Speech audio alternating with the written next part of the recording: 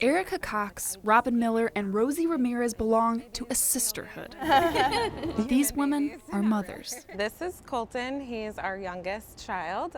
He's 3 months old today. But the trio's bond extends beyond the tiny hands and feet they watch over. Each woman has endured a trauma, which years later continues to hang heavy on their heart. It's really hard for me to talk about miscarriage. All three women are surviving after miscarriages, sharing their stories in hopes it will help others. For Erica, her first of 3 pregnancy losses came in her first year of marriage, the final, an ectopic pregnancy. I was thinking back about it, and I think about my babies often, and I just cried, just sobbed, and it's been 6 years, and it's still so raw. Robin, now the proud mother of 2, hasn't forgotten her 2 losses. My first sign was that they couldn't find the heartbeat.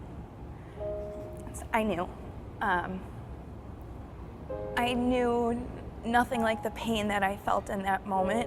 Rosie's son is everything she's prayed for, but says he doesn't erase the agony that came before him. It's really hard for me to talk about miscarriage, not just because of the loss, but because we also have struggled with infertility. These 3 say the anxiety, fear, and pain continue to haunt them even through healthy pregnancies. It's on your mind constantly. Throughout every pregnancy, you're thinking about it. It's so amazing. It's just like you want to be happy, but you can't help but to also be full of fear. I was probably more stressed or nervous in my successful pregnancies than I was with my miscarriages. Each woman's pain is unique, yet each experience carries major similarities.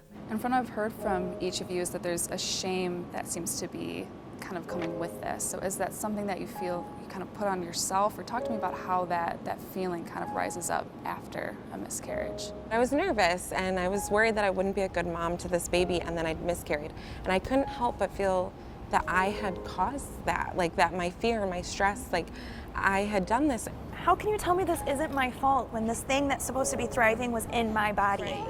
How can you tell me it wasn't my fault that I couldn't continue giving this life? And it was just shame that my body didn't do what it was supposed to do, you know?